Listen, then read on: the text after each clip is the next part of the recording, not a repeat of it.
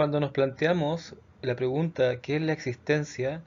Que también puede estar referida al mundo, no como planeta, sino como todo lo que nos rodea, todo aquello existente, que también puede ser entendida como una pregunta por la realidad, ¿no? Finalmente esta pregunta por la existencia es una pregunta que apunta a todo lo que nos rodea, la realidad, el mundo o la existencia. Podemos darnos cuenta que al ser una pregunta es también una forma de lenguaje, sí, y la pregunta es una forma del lenguaje que se vuelve sobre sí mismo, que pone una pausa, que se detiene. ¿Qué es lo que detiene? Detiene las afirmaciones, los juicios, las afirmaciones acerca de la realidad o de cualquier cosa, ¿no? Si es una pregunta, puede ser una pregunta sobre cualquier cosa. Entonces la pregunta es una afirmación que se pone en pausa con el objetivo de examinar el asunto en el que se enfoca. Por lo tanto, tenemos aquí que existen dos etapas en el conocimiento. Una es la adquisición de explicaciones acerca de las cosas y otra es una revisión de lo adquirido. Por supuesto, no son etapas que van separadas. El conocimiento se va constituyendo en estas dos fases de modo simultáneo.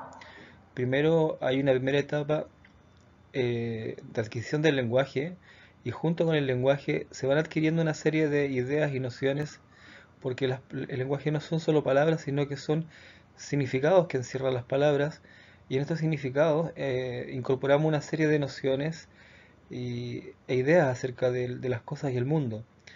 Y luego sobre sobre este primer sustrato se van incrustando nuevos contenidos que van ampliando estas nociones o estas ideas que nos son transmitidas acerca del mundo. Eh, la filosofía es una disciplina que pone acento en esta segunda etapa del conocimiento, en la revisión de lo adquirido, porque en el entendido de que un conocimiento profundo acerca del sentido de las cosas, que no apunta solamente a los contenidos, sino que al, a un conocimiento último del mundo como totalidad o de la existencia, de la realidad, para conocer su sentido, que es la idea que es la definición de sabiduría que hemos dado. eh, Hace falta una revisión de estos contenidos que han sido adquiridos y que nos son dados por el contorno, por la cultura, son transmitidos por la familia, luego por los amigos, el intercambio de todas las relaciones. Hay siempre un dar y tomar de ideas, nociones, conceptos, también por las instituciones educativas y finalmente por los medios de comunicación. De tal manera que nuestra visión del mundo se va constituyendo a partir de diferentes aportes que, si no son revisados, plantean una visión que está condicionada por elementos que operan sin que nosotros seamos conscientes de ello. Por eso Sócrates decía que una vida sin examen no vale la pena ser vivida. Entonces, volviendo sobre la pregunta inicial, ¿qué es la existencia? Podemos ver que el término existencia, la palabra existencia, es una nominalización o sustantivación, lo cual quiere decir que es hacer nombre o sustantivo una palabra que en su comienzo es un verbo, ¿no? Existencia es la nominalización de la palabra, o sea, del verbo existir. Y existir quiere decir ser afuera. Ex, afuera, y ist es de est, es existir, o sea, es ser afuera. Ahora, cuando preguntamos qué es el ser, ya que si definimos la existencia o el existir como ser afuera, caemos en la pregunta qué es el ser mismo. Y es una de las grandes preguntas de la filosofía.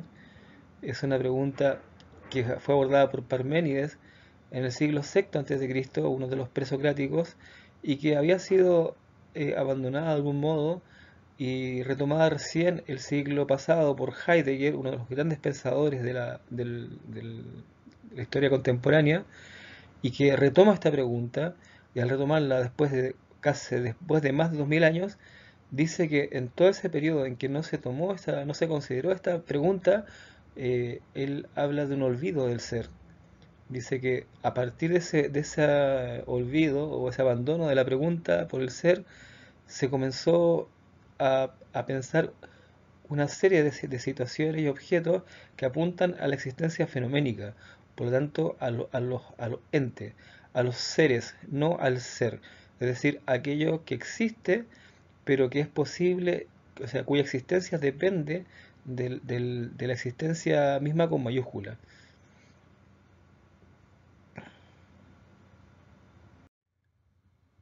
De esta manera puede verse que la pregunta por la existencia o por la realidad eh, deriva necesariamente en la pregunta por nosotros mismos, por los seres que hacemos la pregunta. Esa fue la conclusión a la que llegó Heidegger, este gran pensador del siglo pasado, cuando intentando acceder a la respuesta de la pregunta por el ser o por la existencia, intentó llegar a, a respuestas a pensar el ser a partir de un método que intentaba sacar todos los elementos que pudieran ser sacados del discurso para quedarse solamente con lo más importante, lo esencial. Y se dio cuenta de que en esa reducción, en ir sacando elementos secundarios que podían prescindirse, había una cosa que no se podía quitar, que era el ser humano mismo, porque en la pregunta por la existencia inevitablemente está el ser que pregunta. Por lo tanto, a partir de ese desarrollo, Heidegger plantea su ontología, su discurso sobre el ser. Onto en griego quiere decir ser y logos es discurso. Entonces, esta ontología que desarrolla Heidegger, el discurso sobre el ser, comienza con la pregunta por la existencia y deriva en la primera como descubrimiento de que el ser humano se revela como no solo el ser que pregunta, sino que el ser donde el ser se manifiesta, ¿no? Es aquella entidad donde el ser aparece. De hecho, la denominación que Heidegger da al ser humano es el Dasein. Dasein en alemán quiere decir da es ahí y Sein es ser. Entonces, el ser humano es aquella instancia donde el ser se manifiesta, al Dasein. Y se manifiesta a través del lenguaje, porque ahí surge la pregunta por el ser, por la existencia, y de esa manera el ser humano se muestra como aquel que es susceptible de preguntar, el ser con lenguaje y el ser que conoce, porque la pregunta lleva al conocimiento. De este modo tenemos dos círculos, uno que es el ser humano y lo que lo rodea, el mundo, la existencia o la realidad, y hay una relación entre estas dos instancias a través del lenguaje y que produce conocimiento. A partir de allí podemos ver que la existencia es una experiencia y que el ser humano, el ser que pregunta, que es susceptible de conocimiento, es el locus, es un locus de experiencia. Locus en latín quiere decir lugar. Entonces, es el ser humano como locus o lugar de experiencia.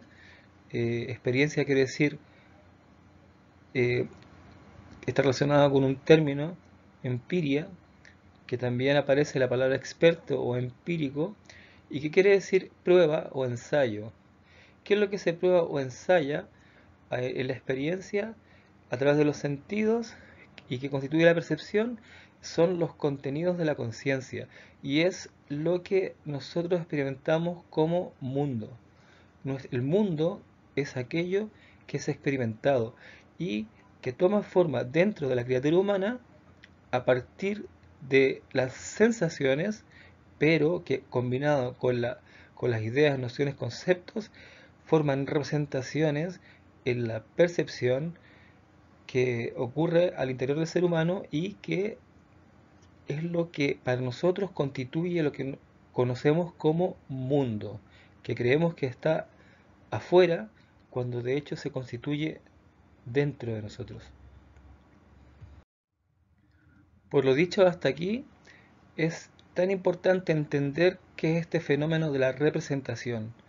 La representación, que, cuyo término, cuya palabra, es una nominalización de la acción de representar, y también puede entenderse el representar, el verbo representar como un verbo reflejo, porque es una acción que se ejecuta sobre otra cosa. El representar se. ¿Y qué es lo que se representa? ¿O qué es lo que se presenta de nuevo? Es el mundo al interior de nosotros a partir de la percepción, donde se articulan no solo las sensaciones recogidas por los sentidos, sino que estas sensaciones se van constituyendo junto con las ideas, nociones, conceptos, imágenes, descripciones, representaciones, y todo eso junto constituye la percepción.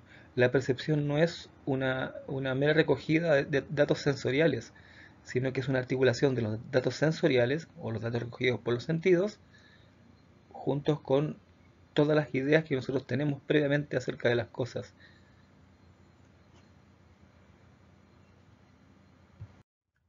Por lo tanto, puede decirse que la representación del mundo es el mundo, entre comillas, para nosotros. Hay una noción que se suele tener acerca del mundo como una realidad exterior y objetiva. Esto corresponde en filosofía a algo que se llama el realismo ingenuo. ¿Por qué? Porque en estricto rigor no tenemos forma de abordar la realidad exterior si no es a través de nuestros sentidos y nuestra percepción, donde estas sensaciones no actúan solas, sino que obtienen forma en conjunto con todas estas ideas, nociones, conceptos, representaciones, descripciones, que unidas a las sensaciones constituyen la percepción. Y esa percepción para nosotros es indistinguible del mundo, de afuera, entre comillas. Y finalmente, esa percepción para nosotros es el mundo. Por lo tanto, podemos decir que nuestro mundo es lo que nosotros vemos de él. De lo anterior podemos decir o hablar de la existencia como percepción. De hecho, hubo un pensador en el comienzo del siglo XVIII, Berkeley, que dijo que ser es ser percibido. Es decir, existir es el acto de percibir. Y esta afirmación la contrapuso a la afirmación más conocida de Descartes, un poquito menos de un siglo antes, que había dicho pienso, luego existo, o pienso, por lo tanto existo. Ahora tenemos que entender que estas dos afirmaciones parten de principios distintos. El ser percibido, de ver que hay parte de la observación de la situación fenoménica de la cual el ser humano forma parte. Nosotros no estamos fuera de la existencia, estamos dentro de ella. Y tanto observador como el observado son el mundo. Nosotros somos el mundo. Ahora, la afirmación de Descartes parte de la duda. Descartes buscaba un conocimiento acerca del cual no se pudiese dudar, y para ello decide aplicar la duda de modo exhaustivo a toda afirmación que pueda hacerse y de la cual no hay una certeza absoluta. Entonces dice que la única cosa de la que no se puede dudar es de que se existe, porque en el momento que se está pensando estamos existiendo, por lo tanto no cabría duda. ¿Ya? Entonces estas dos afirmaciones tienen motivaciones distintas y también consecuencias distintas. Pienso, luego existo, de algún modo plantea un acento sobre el pensar, mientras que Berkeley estaba planteando una, un acento en la percepción de un modo más amplio, no solo del pensar. Entonces vemos aquí que Descartes pertenece a un posicionamiento o una corriente intelectual que fue conocida como el racionalismo, que entroniza la razón o le da una preponderancia mayor. De algún modo, el racionalismo es una confianza excesiva en la razón y que se ve en la afirmación de que el ser humano es un animal racional, y que es a su vez una traducción de una afirmación de Aristóteles que había dicho anthropos zoon logon exon, que en griego quiere decir anthropos, ser humano, anthropos es ser humano, eh, zoon es animal y exon es. Logos fue traducido como razón durante gran parte de la Edad Media y de algún modo de esta traducción o interpretación del término logos proviene a su vez el racionalismo. Es una consecuencia de esa interpretación o traducción. No obstante, en el siglo pasado Heidegger hizo notar que la palabra logos puede ser correctamente traducida, con mayor corrección puede ser traducida como lenguaje, no como razón. Por lo tanto, si decimos que el ser humano es un animal con lenguaje, la afirmación varía bastante y también la comprensión de lo que el ser humano es, ¿no? Podemos citar también otra afirmación que proviene de un posicionamiento gnóstico acerca del mundo. Gnóstico, el posicionamiento gnóstico está relacionado con que el ser humano es una criatura para el conocimiento y tiene la capacidad de conocer, ¿no? Los agnósticos es que dicen que hay ciertas cosas que podemos conocer y otras cosas que no.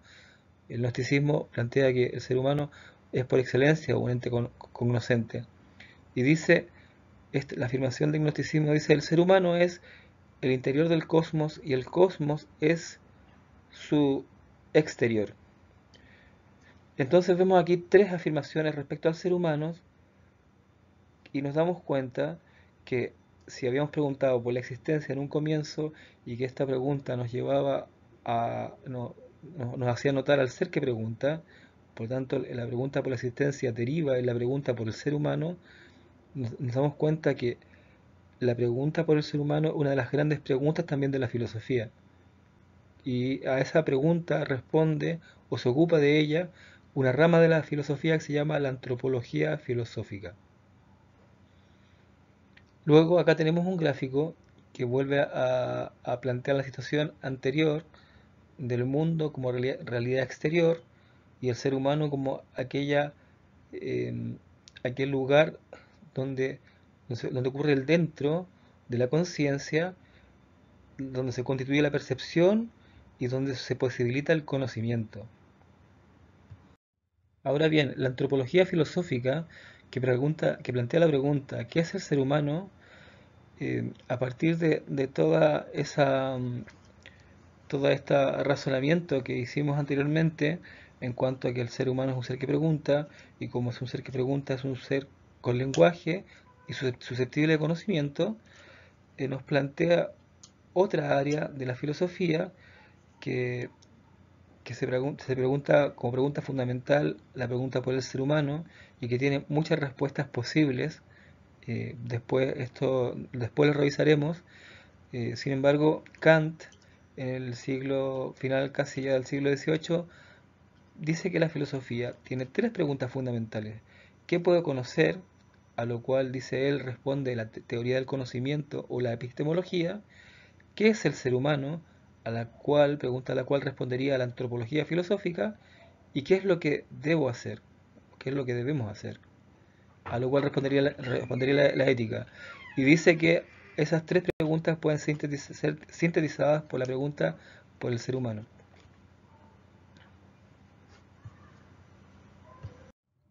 Para terminar, si hacemos un gráfico en el cual puede verse que lo que llamamos mundo se constituye en la percepción al interior de nosotros, tenemos que considerar que existen dos instancias en el fenómeno del conocimiento. Una, que es la conciencia, el dentro, aquel es el interior del ser humano, y el otro que es aquel llamado mundo o exterior o el fuera del ser humano. Y esta columna entera podríamos ponerla entre comillas. Finalmente interactuamos con algo que fue llamado por Kant lo nouménico, está el fenómeno, que es todo lo que aparece ante el ser humano, y lo nouménico, que es aquello que es el sustrato o el fundamento de lo fenoménico, pero que no podemos conocer. No podemos conocer porque solo podemos conocer lo que se manifiesta a nosotros, lo fenoménico, el mundo, como se constituye en la percepción, pero no tenemos acceso a aquella teoría, a aquel teórico, aquella teórica instancia que es, entre comillas, tal cual es, ¿no? Ese mundo objetivo, en realidad, es una entelequia. ¿Qué quiere decir una entelequia? Es un concepto que se puede pensar, pero que en estricto rigor o en términos reales es a lo cual no podemos acceder. Todo lo que existe para nosotros es aquello que se constituye en la percepción y en nuestra conciencia, en nuestro interior, y no tenemos forma de cotejarlo con algo de afuera. Eh, en términos relativos sí, pero en últimos términos no.